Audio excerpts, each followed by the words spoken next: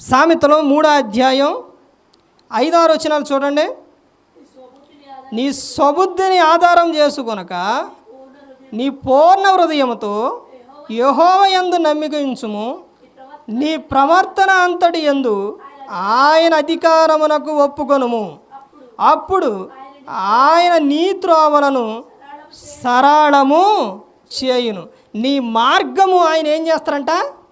సరళము చేయును. అంటే దేవుడు ప్రశ్న ఆన్సర్ రెండు కూడా దేవుడు ఇస్తారంట. ఇప్పుడు రెండు అక్కడే ఉంటాయి. మనిషికి రెండు కూడా దేవుడు ప్రశ్న ఆయనే ఇస్తారు, జవాబు కూడా ఆయనే ఇస్తారు. ఇది ఇప్పుడు మరి ఇక్కడ చెబుతున్న విషయం చూడండి. నీ మార్గము సరళము చేయును. ఎలా చేస్తారు మార్గం?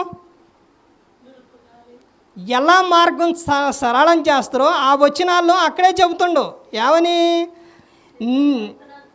నీ స్వబుద్ధిని ఆధారం చేసుకొనక. నీ స్వబుద్ధి ఏమొద్దు, అసలు నీదేది వద్దు. మనిషి అనుకుంటాడు మొత్తం నేనే చేస్తా, మొత్తం నా తెలివితేటలే, మొత్తం నాదే అనుకుంటాడు. కాదు కాదు, మొత్తం నీదేమి మనదేమీ లేదు.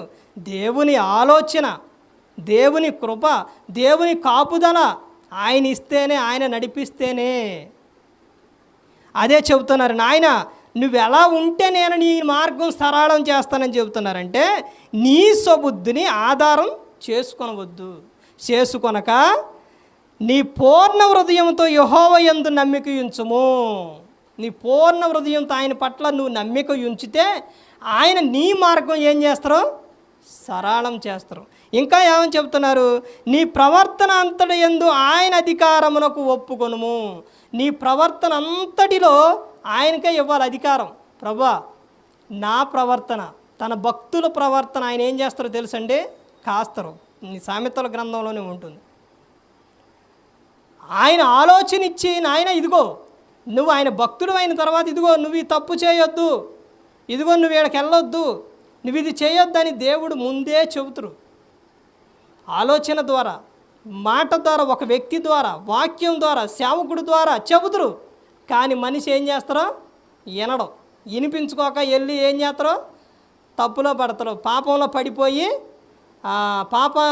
పాపం వలన వచ్చు జీతం మరణం, మరణానికి ఇది అయిపోతుంది. ఆయన నీ మార్గం సరళం చేయాలంటే నీ ప్రవర్తన అంతటి యందు ఆయన అధికారమునకు ఒప్పుకొనుము. అప్పుడు ఆయన నీ త్రోవలను సరళం చేయును. ఎన్ని విషయాలు ఇచ్చిండండి? 3 విషయాలు. ఇక్కడ ఎన్ని విషయాలు మొత్తం చూడండి. 3 విషయాలు ఇచ్చిండు. మూడు విషయాలు ఇచ్చిండు దేవుడు. ఒకటి, నీ స్వబుద్ధిని ఆధారం చేసుకొనవద్దు. నీ పూర్ణ హృదయంతో యెహోవా యందు నమ్మిక ఉంచుము. నీ ప్రవర్తన అంతటి యందు ఆయన అధికారమునకు ఒప్పుకొనుము. అప్పుడు ఆయన నీ త్రోవలను ఏం చేస్తారో సరళము చేస్తారో అని చెబుతున్నారు.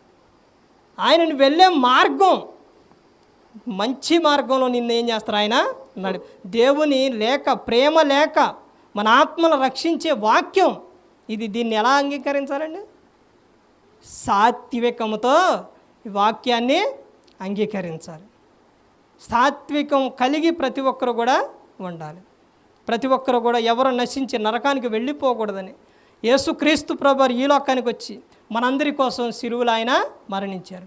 తల్లి గర్భంగా పిండంగా ఉన్న ఏర్పడ్డ కానించి ముదిమి వచ్చు వరకు ఎత్తుకొని నేను నిన్ను ముద్దాడుతానని చెబుతున్నారు. దేవుడు ఎవరిని విడిచిపెట్టడు. చిన్నపిల్లలు అక్కడి నుంచి వృద్ధాప్యానికి వచ్చేసరికి నేను ఇక యవ్వన ప్రాయం నుంచి మధ్య వయసు నుంచి ఇప్పుడు వృద్ధాప్యానికి వచ్చేసాను, ఇక నా పరిస్థితి అయిపోయింది, దేవుడు ఇప్పుడు నన్ను పట్టించుకోరు, ఎవరు పట్టించుకోరనే పని లేదండి. దేవుడు ప్రతి ఒక్కటి చూస్తున్నారు. ప్రతి ఒక్కటి కూడా దేవుడు నీకు సహాయం చేస్తారు. దేవుని నమ్మినప్పుడు దేవుడు మనల్ని ఎవరిని కూడా విడిచిపెట్టరండి. దేవుడు అందరికీ కూడా సహాయం అనేది చేస్తారు.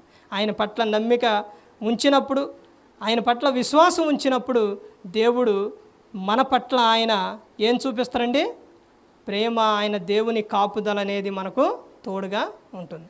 ప్రతి ఒక్కరు కూడా దేవుని యందు భయభక్తులు కలిగి పరిశుద్ధాత్మ మాట వింటూ హృదయశుద్ధిని కాపాడుకుంటూ క్రీస్తును పోలి నడుచుకున్నప్పుడు ఈ లోకం విడిచినప్పుడు పరలోకానికి చేరుకుంటారు. మరి ఈ విధంగా నిలబెట్టి మాట్లాడించిన తండ్రిన దేవునికి కృతజ్ఞతాస్తుతులు చెల్లిస్తూ ఇంతవరకు శ్రద్ధగా ఉన్న మీకు ప్రభు పేటన హృదయపూర్వక వందనాలు చెల్లిస్తూ ఈ మాటలు ముగిస్తున్న అందరికీ వందనాలండి.